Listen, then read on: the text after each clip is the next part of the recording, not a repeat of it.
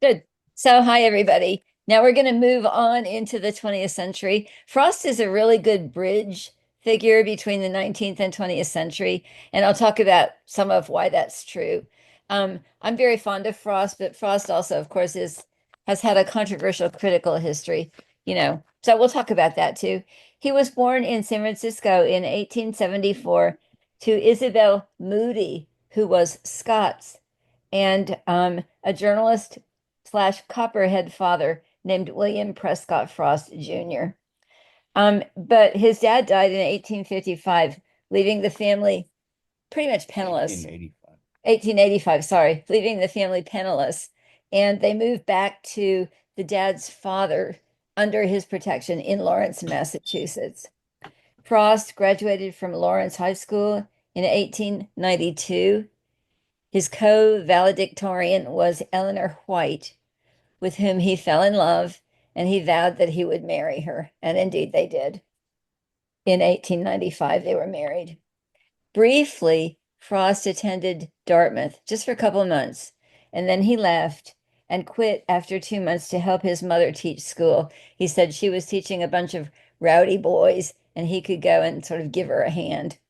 From 1897 to 1899, he attended Harvard, but there too, he did not graduate. So he never actually graduated from college. This was the good old days when you could actually not graduate from college and still have a brilliant career. He moved to a farm in Derry, New Hampshire, which his mother's father had bought for him. And he unsuccessfully farmed for about 9 years with his wife and growing numbers of children. He was also writing poetry all this time. Eventually, when he started publishing, he had, just bundles and bundles and bundles of poetry that he'd written and not yet published. In 1912, the family decided to move to England. Nothing was really happening as far as a poetic career in the United States. Nothing was really happening with his farming. He said his wife wanted to live under thatch.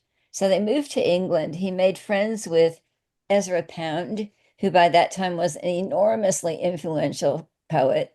And he also made friends with a group of English poets, including somebody who became very, very dear to him, Edward Thomas, a poet who died in World War I.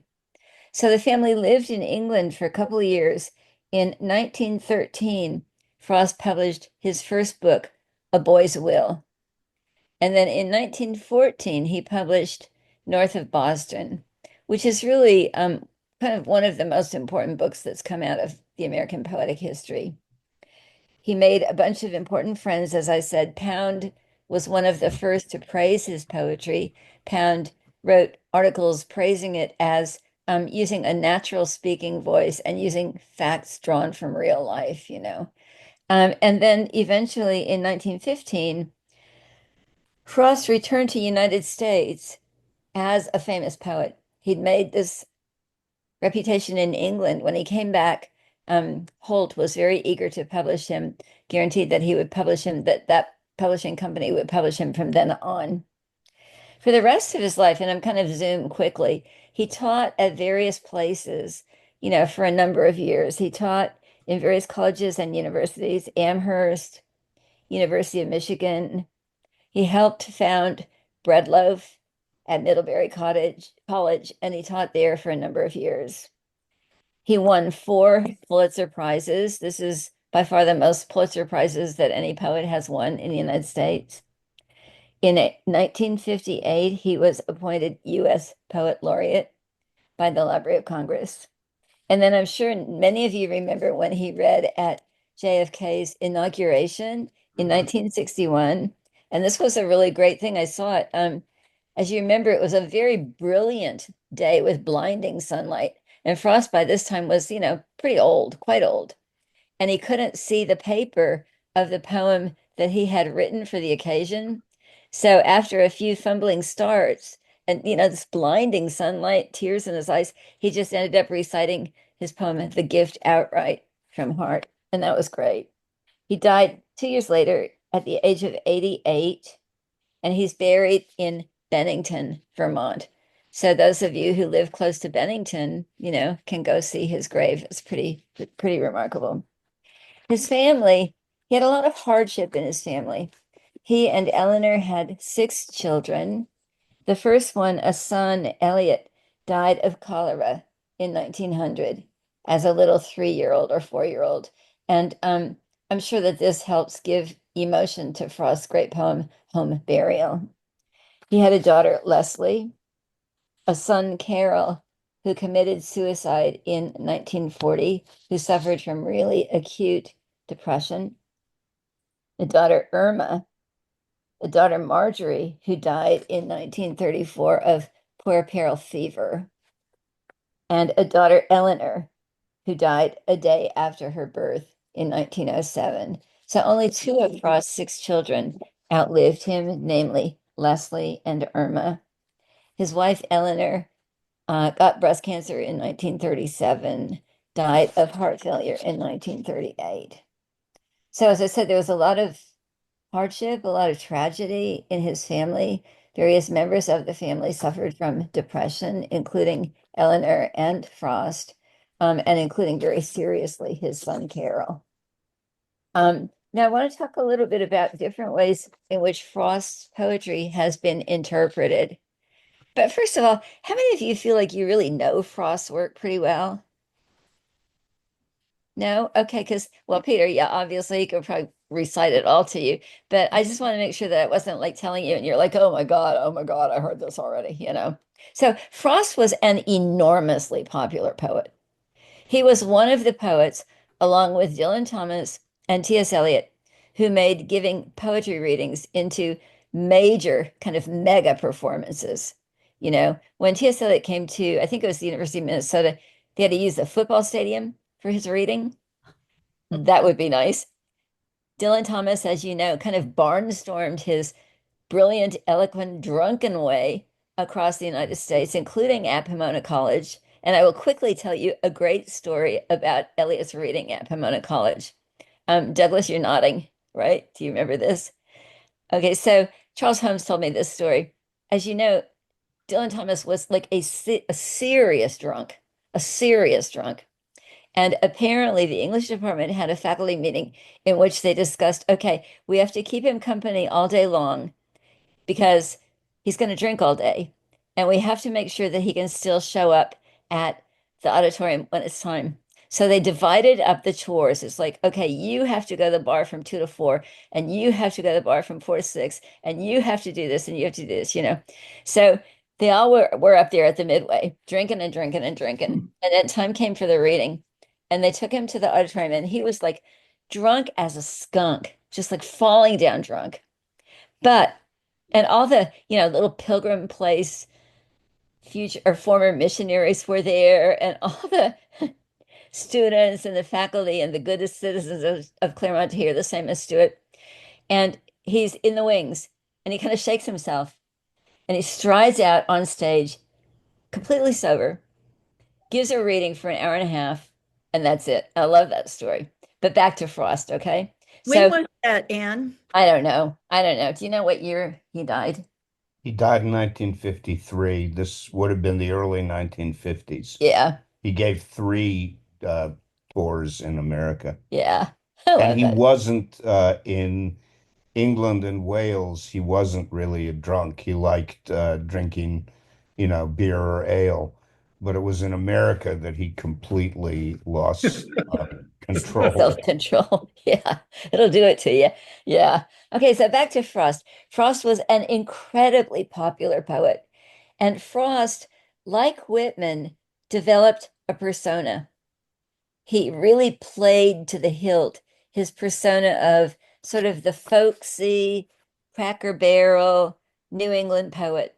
If you listen to recordings of his readings, he'll read a great poem that has like a really serious, somber, even tragic undertone, and then he'll go like, well, I don't know, I was just in a bad mood that day, something like that. You're like, stop, don't do that to yourself, But as a result, he um, he really, as I said, helped to popularize poetry readings. He gave brilliant recordings of his poetry. He loved to perform. He loved to meet with students. He loved to, offer bits of folksy avuncular wisdom, and some of them are very great, like, no tears in the poet, no tears in the reader, or a poem begins in confusion. What is it? Begins in delight. I can't remember that one. I can, But it's like I a have to poem is take like a time. block of ice sliding around on a hot Mm. stove and melting as it goes, quite brilliant. Okay. So that's one of his masks. He's also an ironist. He's a skeptic. He's an equivocator. And this drives some people crazy, but it's just really part of his honest stance. It's like he will, like Emily Dickinson, never completely come down on one side or another side. Well, she does it, he does it, and she does it. But there's this note of like, you know, going so far into something and then kind of backing away and then equivocating or taking a skeptical tone. So that's something else that he does. He's also a great poet of darkness and bleakness. And this is something that people were slower to recognize. When he turned 85, a bunch of poets gave him a birthday dinner, a celebration. And the critic Lionel Trilling gave a speech. He was invited to give a speech. And he called Frost a terrifying poet. He talked about the darkness in Frost's poetry. And that speech was met with incredible hostile criticism. You know, people were, like, he should have shut up. How could he say that? But if you read that speech now, it seems to have just an awful lot of wisdom and truth in it, you know? And then the other thing that I want to talk about that to me is one of the most exciting things about Frost, and that really makes him a bridge figure between the 19th century and the 20th century, is that he always writes in form. He always writes in received forms from the history of English poetry. And he is the master of received forms.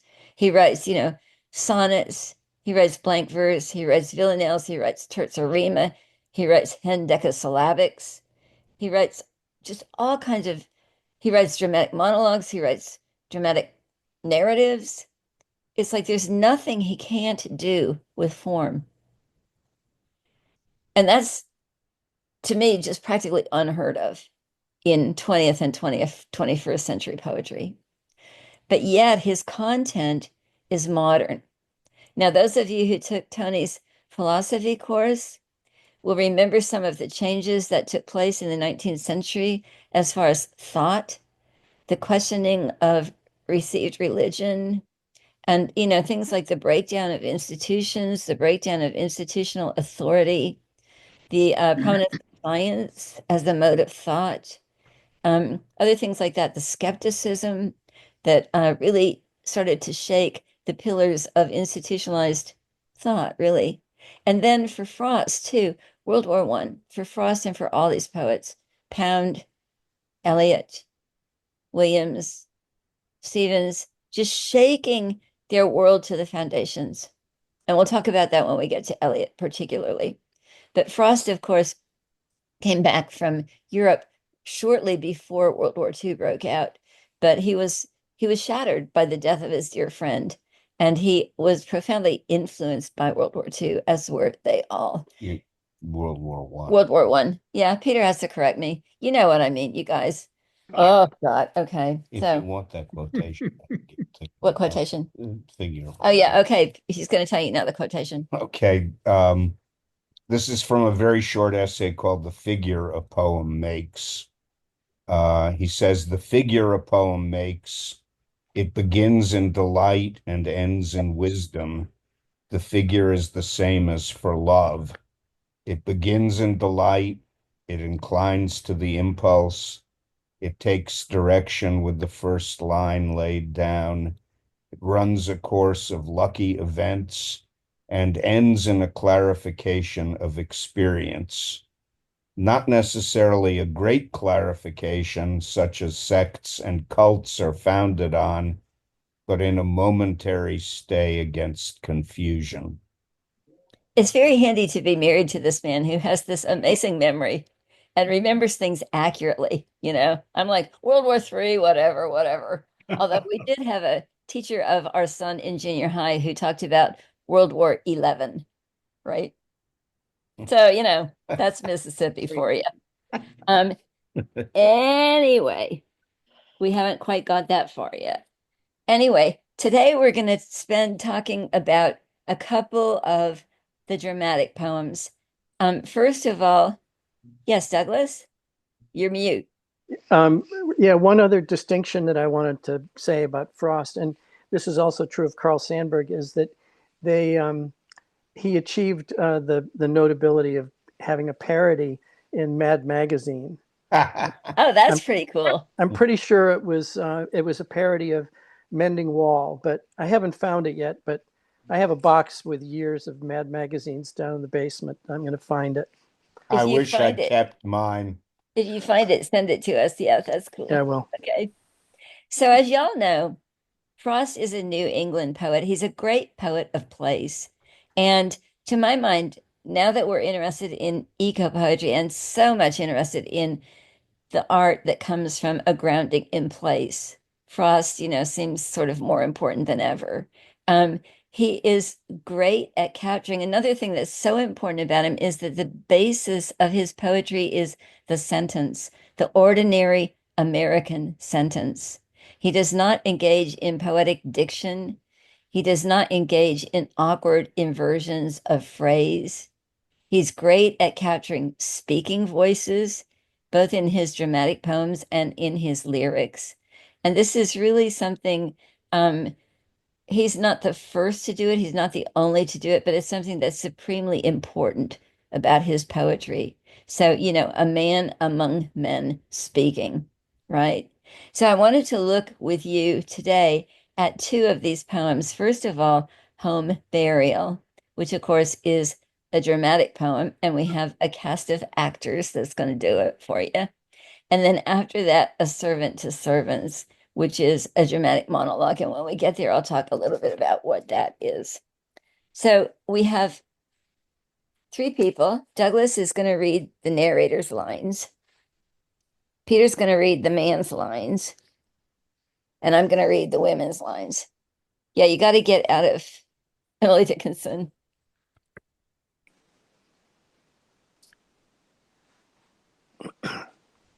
We can just start before you find it. It's okay. Because it's dramatic. People can just listen. So this is a poem from north of Boston, as I said, published in 1914. Home Burial. Douglas, you start. okay. He saw her from the bottom of the stairs before she saw him. She was starting down, looking back over her shoulder at some fear. She took a doubtful step and then undid it to raise herself and look again. He spoke, advancing toward her. What is it you see from up there always? For I want to know. She turned and sank upon her skirts at that, and her face changed from terrified to dull. He said, to gain time, What is it you see? mounting until she cowered under him. I will find out now. You must tell me, dear. She, in her place, refused him any help, with the least stiffening of her neck and silence. She let him look, sure he wouldn't see. Blind creature, and a while he didn't see.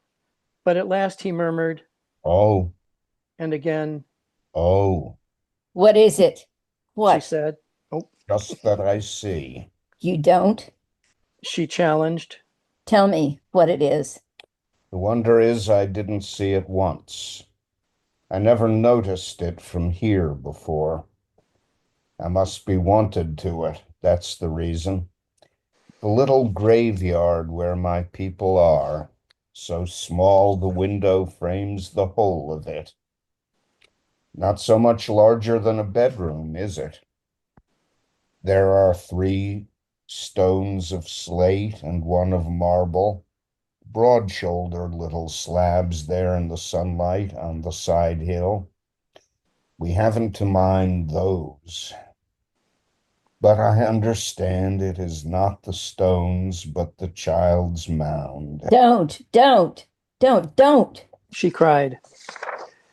She withdrew, shrinking from beneath his arm that rested on the banister and slid downstairs and turned on him with such a daunting look. And he said twice over before he knew himself, Can't a man speak of his own child that's dead? Not you. Oh, where's my hat? Oh, I don't need it. I must get out of here. I must get air. I don't know rightly whether any man can. Amy, don't go to someone else this time. Listen to me. I won't come down the stairs. He sat and fixed his chin between his fists. There's something I should like to ask you, dear. You don't know how to ask it. Help me then. Her fingers moved the latch for all reply. My words are nearly always an offense. I don't know how to speak of anything so as to please you, but I might be taught, I should suppose. I can't say I see how. A man must partly give up being a man with women folk. We could have some arrangement by which I'd bind myself to keep hands off anything special you're a mind to name, though I don't like such things twixt those that love.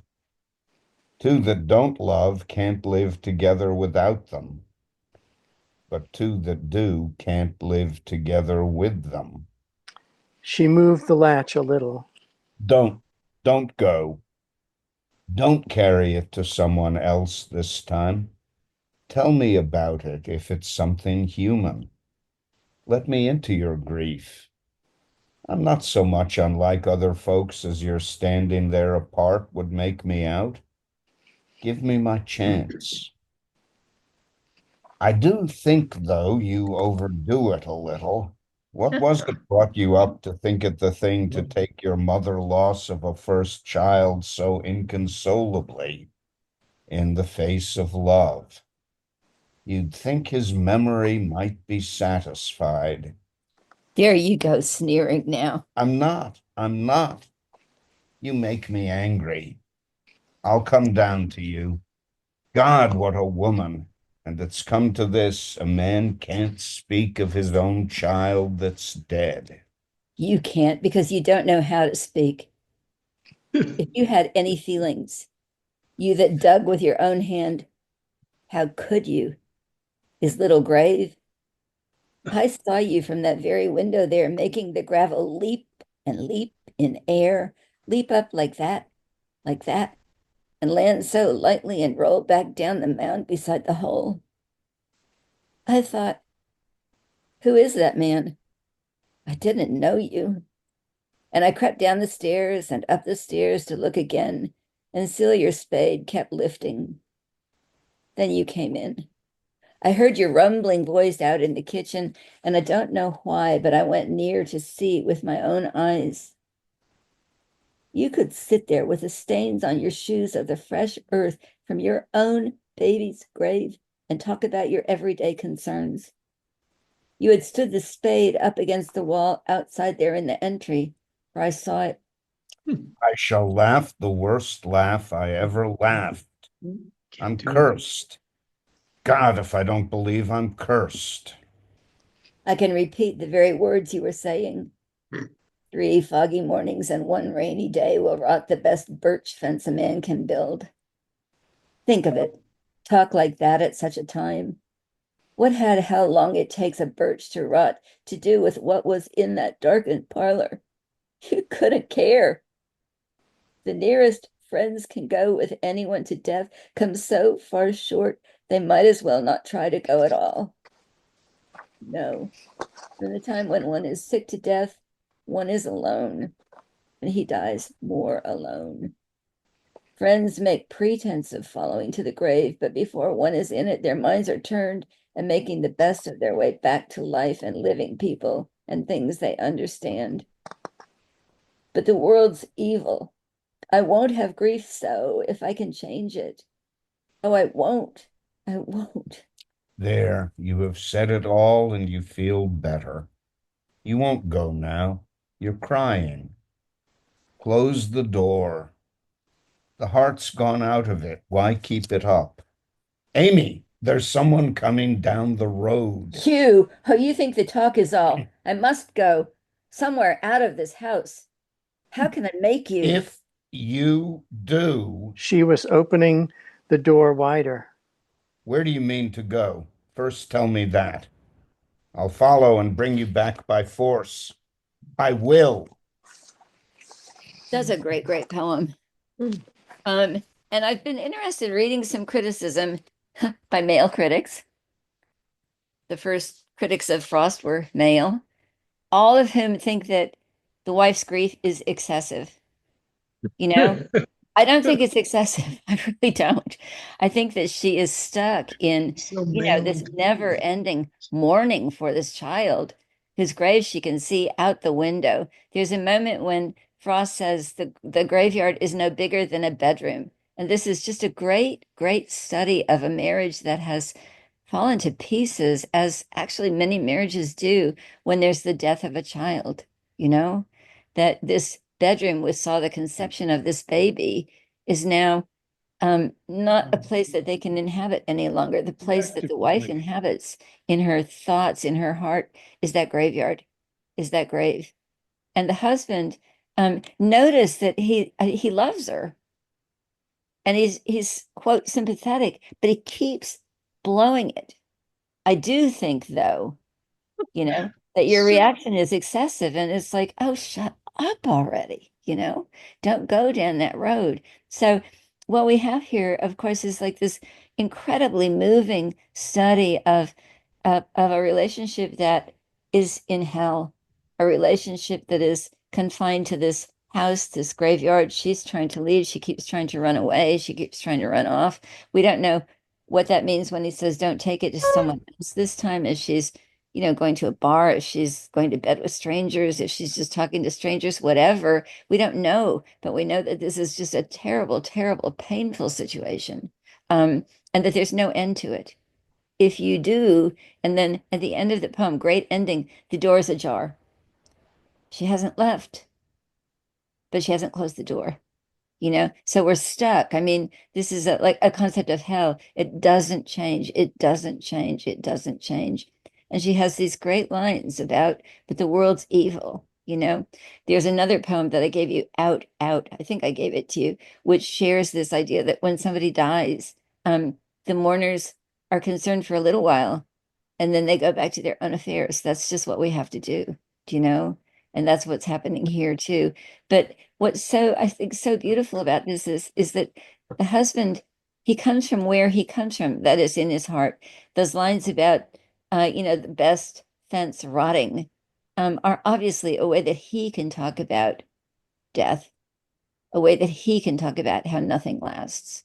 But she just takes that as like a further insult, to her feelings. And those lines about like making the pebbles leap up and up in air, she takes that as an insult, that something could be airborne rather than sinking down to earth. And so her nerves, her psyche, her soul are just completely in torment. And um there's no answer for it, use it the same way. you know? So yeah, Douglas.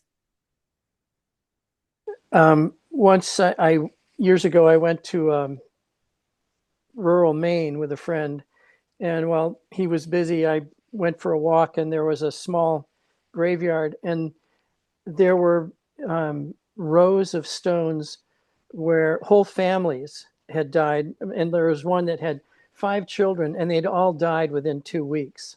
Oh God. Probably of some sort of fever or something, influenza, Yeah. something. So it's, at least in New England, I'm sure it's true elsewhere. This kind of thing was people had graveyards on their own property. Yeah. Yeah. Yeah, Leslie. This seems so modern in the sense of, the men are from Mars and women are from Venus, not understanding how they approach things. I mean, that whole thing with him trying to understand, but then mansplaining to her how her feelings are excessive or wrong or whatever, and she can't interpret his comments about the birches rotting, that is nothing gold can stay. Yeah. Um, and the pebbles flying up into the air, the gravel, seemed to me to be almost his fury in digging that grave, his anger. So Hmm. it's like they're they can't communicate. They Either. can't interpret each other. Yeah. Yeah, that's really true. Yeah, Yeah. Deborah. Yeah, I also think that it's so poignant because we know that Frost lost children. Yeah. And although he's writing the man as kind of let's change the subject, let's turn away from the painting. He got to the close to the sun and fell from the sky and died. Too bad. There's all of that. We know that the men are from whichever planet is kind of the modern cliche, but to me, this poem speaks also just of the power of language and of words, that Frost can show this couple's agony over the loss of their child. Yes, the rocks flying is as impactful as her tears, but we also realize that Frost suffered that. Hmm. And so he's in a way stepped back from his own suffering and described this infant's death, and the words that the man used and the words that the women use give us some parameters, but not the whole picture. Yeah. And I Yeah. really like this poem. Me too. It's just great. It's just beautiful. Meredith. I I would actually like to take a different tack. Men, if you take a worry or a misery to your husband or your boyfriend, he wants to fix it. Mhm. He wants to fix you. He looks for a way to help you or fix you or change the subject because that's what he feels his duty is. And perhaps she sits at the top of the stairs and looks at that little graveyard a lot. Maybe he's seen her do that many times, and then she goes off, maybe not to have sex with some stranger, but just to a friend and saying, I was thinking about losing little Freddie again. And I looked at the grave, and all my husband could say was, please stop. And, a friend will console her, but your husband can only take so much of that, is what I'm saying. I think it's pretty hard to expect a man to come back with a lot of feeling and understanding every time you do that, because you never stop missing a child that's dead. Julia. Touche. I thought the part where he says, "There, now you've said it. You're feeling, you cried. It letting her say her piece and getting it out. It seemed to me was a very positive thing in an understanding. Actually, it might not have completely uh, resolved the situation that day, but it seemed like to me that seemed a hopeful and positive aspect, actually. Yeah, Laura. I think two thoughts occurred to me. First, I like Douglas, I've walked in those woods in New England and in someplace very close to Boston. In fact, while my daughter was horseback riding, I found a small slate stone, and I thought of that when he talks about the slates, that's what they used. That was from 1630 or thereabouts, and it had the dates barely legible, and a little like a angel picture, the little angel Yeah. tiny Yeah. scratched into the slate, and it said, "First corn sown in this ground." This was like the first child to die in this place. And I thought, someone, probably not the woman, probably a man, had to dig that little grave and carve the little slate with the name. And that when the man looks out and sees that, and his family, his people who are there, that there's more connected to that graveyard for him than just the child. Mhm. And that he was the one who dug the grave. And Mhm. maybe at some point they will put a stone, but so that was one thought that occurred to me, that that's a long line of Mm. people digging graves for family and mourning in a physical way. But the other thing that this poem reminded me of, Anne, is, and the other poems by Frost, is the writing in the voice and capturing the voice of something. Reminded me of your poems from Mississippi, although I thought, no, your poems um, are similar in having the narrative and the voice, but I felt like you were much more tender with the people you wrote about, and Frost is kind of hard on them, and not perhaps unsympathetic, but he's a little more harsh in a sort of maybe New England way. Well, And he is New like Englander, yeah. all of in all of the poems that you shared with us as we go on, that He wasn't a he's guy, but he had a he's pretty, I don't Mm. say cold, but it felt kind of New Englandy to me, sort of the way when you go to a seminar in New England and people will get up and say, well, that's just wrong. Give And me he, the Puritan whip. and in California, for all of Frost having spent 8 or 10 years here, if you go to a seminar in California, people, well, I'm not sure. I mean, I know this is your field, but I just wonder if you thought about that. There's a sort of, and he's just very, nope, in a way that I felt he was really. That's funny. That's funny. Regional differences. In the South, it would be, bless your heart. Well, you've had a bit of that. You've been in the South a long time, and your poems are very, very, very wonderful at capturing the voice of people talking. But you really are just gentler with them in a way.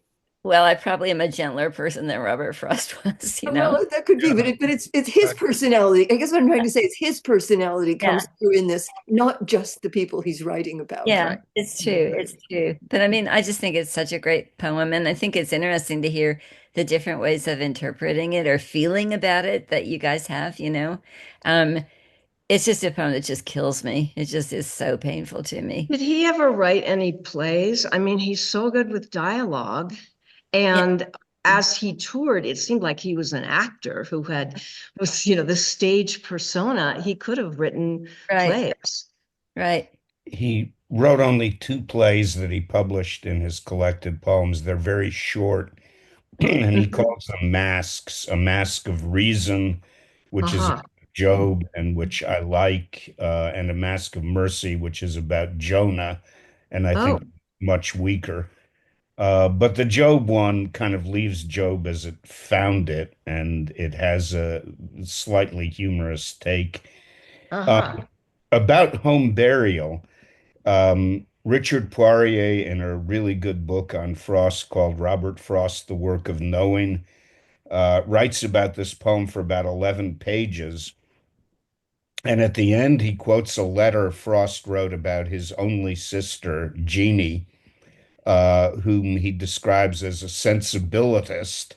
That is somebody who was so sensitive that she, in a way, can't take what life really is like. Um, and he says, about Jeannie's point of view, half the world seemed unendurably bad, the other half unendurably indifferent. She included me in the unendurably indifferent. A Hmm. mistake. I belong to the unendurably bad. Yeah, yeah. Yeah, there's a lot of darkness in these poems and these people. Yeah, Leslie. Well, you were talking about how he was a bridge between the 19th century and the 20th century.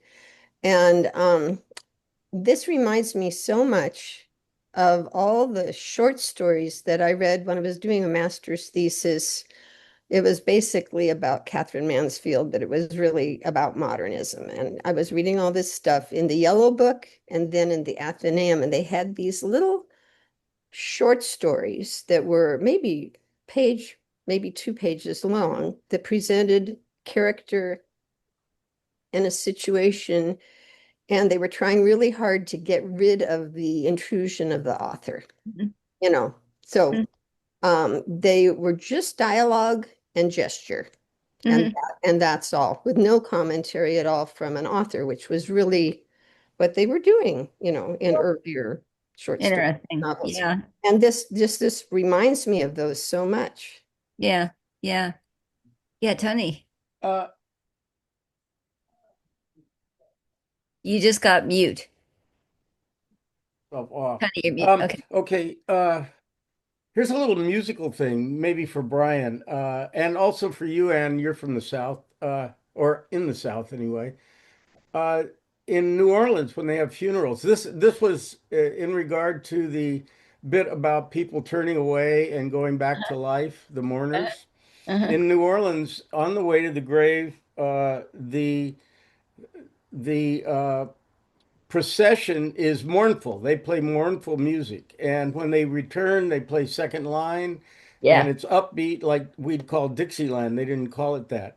And you may, the Christian interpretation of this was we're sad that he's left the earth, but now we rejoice because he's in heaven. Yeah. But it's based on an African tradition. I don't know if you know this. And the African tradition is on the way to the grave, we're sorry. On the way back from the grave, we're rejoicing that we're not dead. And we're going to continue to live as best we can. Anyway, that passage reminded me of that. That's all I had. That's great. Yeah. So I want to read one more. I want to talk about one dramatic monologue. And I had been going to do A Servant to Servants, but that's kind of long. So I want to read you The Pauper Witch of Grafton, which I just love. Okay. This is one of the two witch poems. Um, and it's the one that's less famous than The Witch of Cos. But The Witch of Cos, which is a very cool, creepy kind of ghost story, is so accessible. You can, like, get it and have fun with it on your own. The Pauper Witch of Grafton. So a dramatic monologue is a form that exists particularly practiced by Robert Browning in the 19th century, the great English poet. And it's a form in which we only have one speaker. There. Speaker is speaking to somebody within the poem who's listening and not speaking to us, but we are overhearing. And the whole point is that the speaker reveals himself or herself through, you know, what he or she says. Okay. So this is this woman's life. I want to mention in passing, Frost is a great poet writing about women. He writes about women, these New England women who live incredibly truncated lives, repressed lives, but lives that still have a lot of passion in them. Sometimes passion so intense and so repressed that it drives them crazy, you know? And all of these poems that I gave you for the group of poems today have these amazing female characters in them. So the Pauper Witch of Grafton, this is an old woman. Now that they've got it settled whose I be, I'm going to tell them something they won't like. They've got it settled wrong, and I can prove it. Flattered I must be to have two towns fighting to make a present of me to each other. They don't dispose me, either one of them, to spare them any trouble. Double trouble's always the witch's motto anyway. I'll double theirs for both of them. You watch me. They'll find they've got the whole thing to do over. That is, if facts is what they want to go by. They said a lot, now don't they, by a record of Arthur Amy's having once been up for Hogreave in March meeting here in Warren.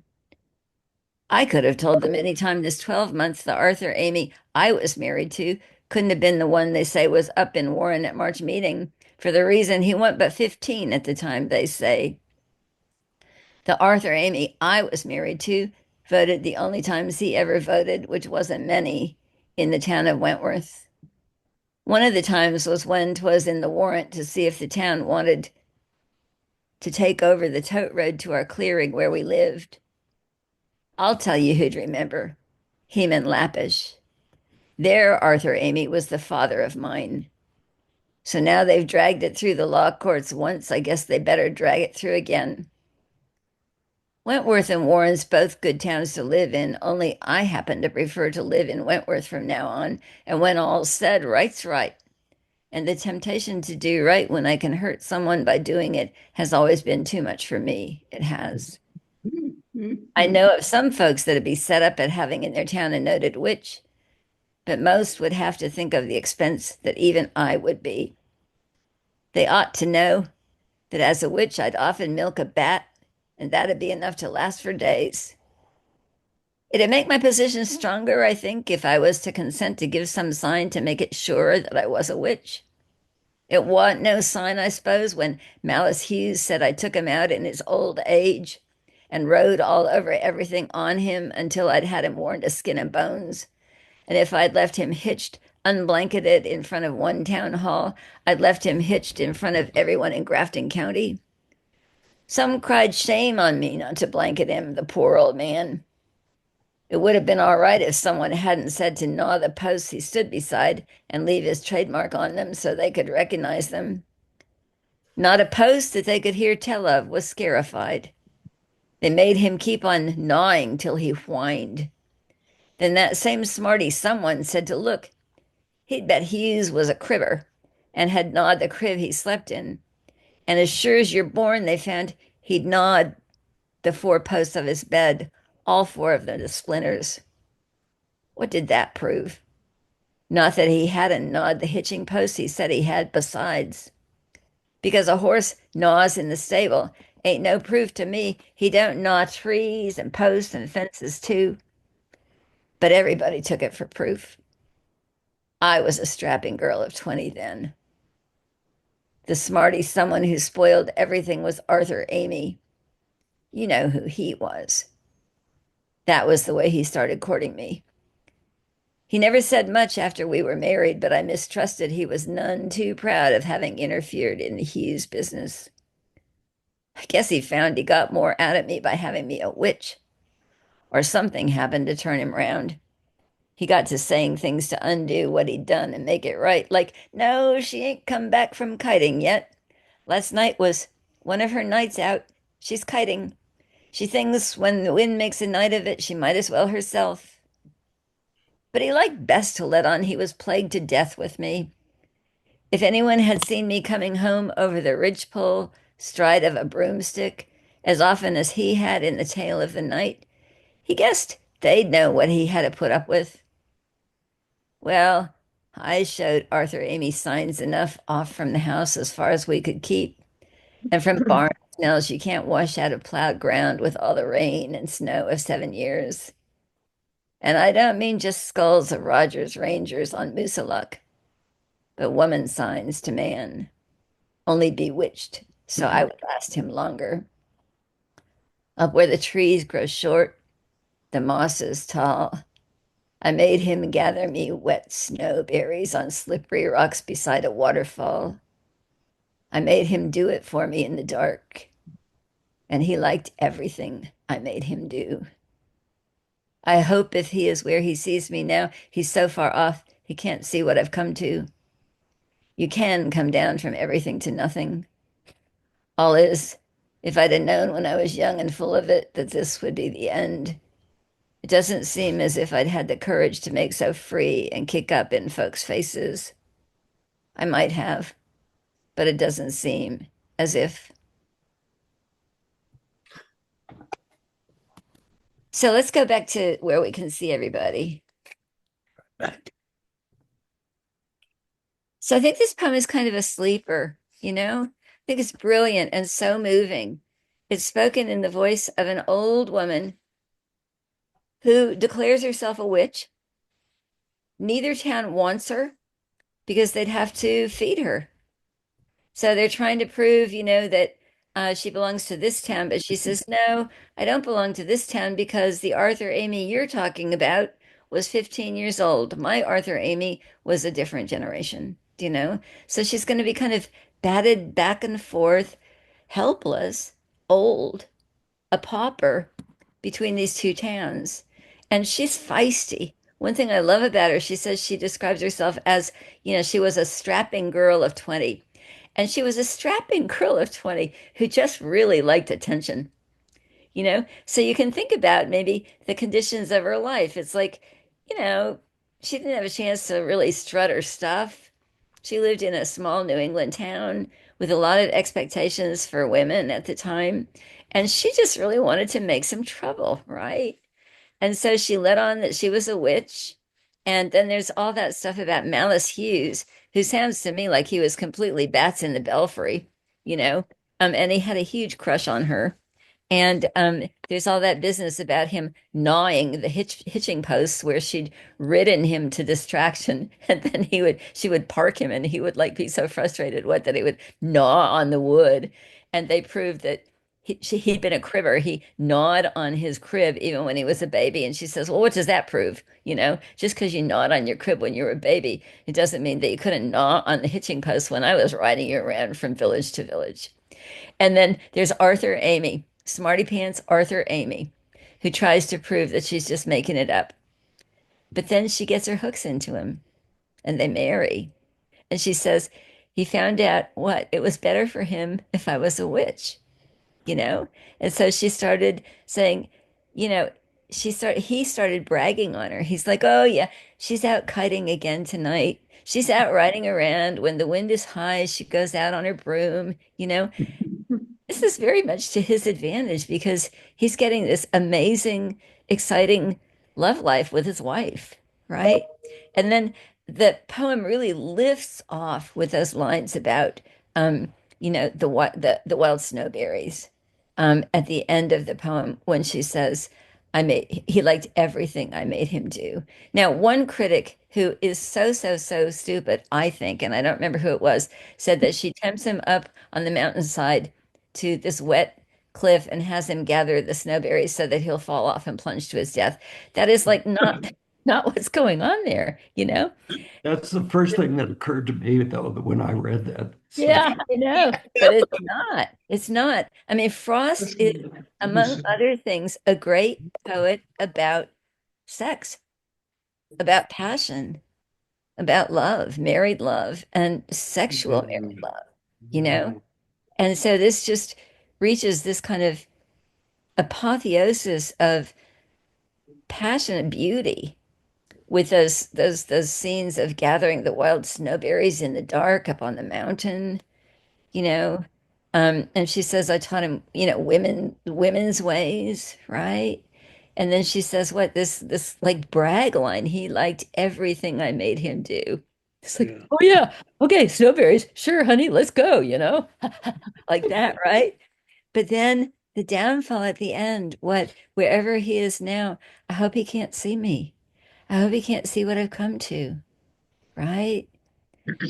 And she said, if I'd known what poverty was like, if I'd known what old age is like, maybe I wouldn't have been so bratty as a girl. I might have, but I'm not sure. So it's a really beautiful poem, um, with this mixture of, braggadocio and real eccentricity, all these crazy characters inhabiting these isolated little New England villages with their histories and the poverty of the region. Yeah, Douglas. Yeah, I know both those towns. I used to sweep chimneys up in Wentworth, and So I can just see them having to deal with what in town meeting. It's on the warrant. It's like, what are we going to do with the pauper witch? yeah, And it's just that's great. I can see it all happening. yeah. And of course, don't forget, New England was the site of all the witchcraft trials, the witchcraft craze in the late 1690, or in 1692. Oh yeah, my mother's family were all in Salem during that period. Wow. Wow. So all of that's present in this poem, this beautiful poem. Let me just comment quickly about A Servant to Servants. That's worth reading a few more times to yourself quietly. Um, it's about a woman whose life is so bleak, so overworked. Servant to A servant to servants is long, and her affect is flat, right? servant. Which is why, I mean, I tried, reading it out loud a couple of times, and it's hard to read out loud because the affect is so flat, but you don't want it to be boring. But here she is, she's living by this lake. She says, I see as a fair, pretty piece of water, you know, and she has this madness in her family history. Her father's brother went stark raving mad on the old homestead, and they built a cage for him up in the attic. It's like she says, people used to think it was kinder to keep the crazy ones at home, but she says, I know from my own experience, it's kinder to send them to the institution where they have ways to take care of them, you know? But this father's brother here again is this sort of horrifying sexuality. He was probably jilted in love, and he went crazy, and all he ever wanted to talk about was quote love. And he'd stomp around stark naked with his clothes over his arm, bellowing and bellowing, um, until he'd finally run out of steam. Yeah, go toward the end of this, and I can read a little bit. Let's see. Okay, stop, stop, stop. Okay. Okay, she says, and her mother married the father. The father brought the mother home. That was what marrying father meant to her. She had to lie and hear love things made dreadful by his shouts in the night. He'd shout and shout until the strength was shouted out of him and his voice died down slowly from exhaustion. He'd pull his bars apart like bow and bowstring and let them go and make them twang until his hands had worn them smooth as an ox bow. And then he'd crow as if he thought that child's play the only fun he had. I've heard them say, though, they found a way to put a stop to it. He was before my time. I never saw him. But the pen stayed exactly as it was there in the upper chamber in the L, a sort of catch-all full of attic clutter. I often think of the smooth hickory bars. It got so I would say, half fooling, it's time I took my turn upstairs in jail. Just as you will till it becomes a habit. No wonder I was glad to get away. Mind you, I waited till Len said the word. I didn't want the blame if things went wrong. I was glad, though, no end when we moved out and I looked to be happy, and I was, as I said, for a while. But I don't know. Somehow the change wore out like a prescription, and there's more to it than just window views and living by a lake. I'm past such help, unless Len took the notion, which he won't, and I won't ask him. It's not sure enough. I suppose I've got to go the road I'm going. Other folks have to, and why shouldn't I? I almost think if I could do like you, drop everything and live out on the ground. But it might be come night, I shouldn't like it, or a long rain. I should soon get enough and be glad of a good roof overhead. I've lain awake thinking of you, I'll warrant, more than you have yourself some of these nights. The wonder was the tents weren't snatched away from over you as you lay in your beds. I haven't courage for a risk like that.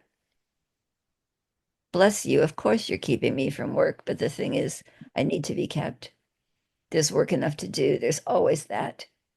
But behind's behind. The worst that you can do is set me back a little more behind. I shan't catch up in this world anyway. I'd rather you'd not go unless you must.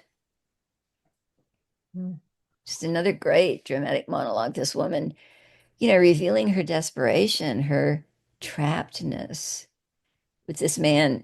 Len has set up some kind of cabins for, to try to rent to make a go of it by the lake. And this man who's here collecting fern, she says, bless you, collecting things like feathers. Imagine that, And he's a botanist, and he comes up to the house and she just won't let him go.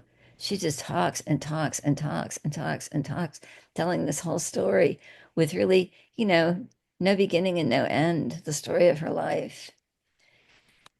He's apparently there with his wife Because she says your beds, that's Yeah. plural. So he's there with someone. He's there with someone, or he's there with somebody who's staying in another cabin. They've come up together to the house. We're not sure. And one great thing about these poems is we don't know what's true. It's like we're in a world of a poem, which is a world of words. And in a world of poems, um, as Sir Philip Sidney said long ago, the poet never lies because he never says anything is true, right? The poet never lieth because he never averreth. So we don't know if indeed there was that crazy uncle. She wasn't alive for it. She never saw him. She's heard stories come down through generations. We don't know what the story is in The Witch of Cos, you know, the mother and the son with this kind of psycho-like pairing, the crazy son and the crazy mother. They've got it all figured out that there was this lover of the mother whom the father killed. She says, a man, his father killed instead of me. And then this was the body down in the cellar who comes one day up the stairs, clanking like a chandelier, clank, clank, clank, the bones up the stairs. And of course, the father is completely mellow. He's like, "Oh, okay, I don't see anything, but you want to shut the attic door and put the bed in front of it? That's cool." And the mother is like, he's there, right?" And so now this skeleton is presumably up in the attic, and the son says it's up in the attic, and who knows if there's somebody there or not. But then again, there's this sadness at the end of the poem. The son says, and I'm paraphrasing, "I'm surprised you want to tell this stranger." And she says, tonight, it just doesn't seem to matter. It's like she's old, it's in the past, it's all behind her. And then the interlocutor leaves, and all he sees is the name Tofel Lajwe on the mailbox. So it's like you've entered, the Twilight Zone, or you've entered this psycho zone, and you've had this weird, weird thing happen, this story that's been told to you, but there's no objective way to corroborate it. And I think Frost is so great at capturing that sense of, I mean, Mississippi's like that too. There's places you could go in Mississippi, you could turn down a road and like you don't know where you'd get. You don't know how isolated the place would be, you know? Um, because only parts of the state are kind of fully inhabited. And I think it's like that with these places too, these New England places too. So anybody have any quick comments? Good reading. Oh, thank you. Yeah. That Thank you. was excellent. Douglas, Peter, Anne. Thank Yeah. you. We're going on the road. It's the Frost posse. Yeah. So, I was so impressed by his ability to narrate from a woman's point of view. It just felt very authentic to me, and I wondered how he could do it. And the theme of madness and sort of being locked into a situation that you wish you weren't in, it just seemed very sympathetic to me. yeah. Yeah. He's an amazing poet. He's just amazing. And I think, he helped create the ways in which he was mm, mistreated by creating such a strong, folksy persona and wanting to insist on that so much. But I mean, he's just an amazing, um, and sometimes incredibly dark poet. Yeah. Yeah. So next week we're going to start talking about some of the shorter dramatic poems and lyric poems. And if people have favorites that they want to make sure to look at, please, let me know. But I've arranged them chronologically by what book they appeared in first. And there's a ton of them, and I forgot a few that are really great. So I'm going to send you some more. Obviously, you just read as many as you want to read. I can't whip you through school. But I figure we'll spend 3 more days on Frost. Now that we're meeting twice a week, we can take a little more time. And so thank you for being here. Anybody have any final quick comments? And have you sent us the rest of the Frost poems you want us to look I've at? sent you everything as an attachment. Have you guys gotten that attachment? Yes. Oh, It was sent on Sunday at 8:32 in the morning, just for those of you who want to find it Yeah. all. the Yeah, I mean, ones that you also, read from today, is No, that not, just, I have the ones from today. well, Meredith, it's all attached. Oh, it's in the same It's Yeah, document? all attached. it's like 40 pages long. Oh, all right. 44. Yeah, I just arranged everything all together, but I wanted to group the dramatic poems and dramatic monologues together because, Frost, like Eliot with the Love Song of Jaffet Prufrock, is an amazing practitioner of the dramatic monologue, which is a really, really hard form to pull off. You've got to have such a strong sense of voice, such a strong sense of dramatic situation, and you've got to be able to like project away from your own self. Yeah, it's all there, except that there's a few more that I want to Yeah. send you as well. By Okay, the so way, you can find Frost reading his own poems on YouTube. yeah, yeah, Yeah. easily so, Yeah. easily so, and he's really good at it. Yeah. I don't think I received it, but I'll go look again. Otherwise, I'll send you an email with Yeah, the just send me an email. I can send the attachment again, but I thought I sent it early, and yeah. obviously that didn't go through, and then I did send it again. So I'm happy to send it again. Again, If again, somebody again, doesn't have it, again, but you again. have to let me know. Okay. Okay. You Ciao. know, it wouldn't hurt, and why don't you do that just in case? And Okay. it won't be Right. hard and won't hurt anything. Okie doke. Okay. Thank you. Bye. Take care. Thanks, everybody. Actually, you know what I'm going to do, you guys? Listen, I'm going to add the new ones that I want to add at the end of the attachment. Okay. So Okay. scroll all the way to the end and make sure that there's some new ones there. And they will be from different books throughout his career. Okay. Okay. So you're going to be up to about 46 pages, something like that. Okay. Okay. Bye. Good. Bye. Yeah.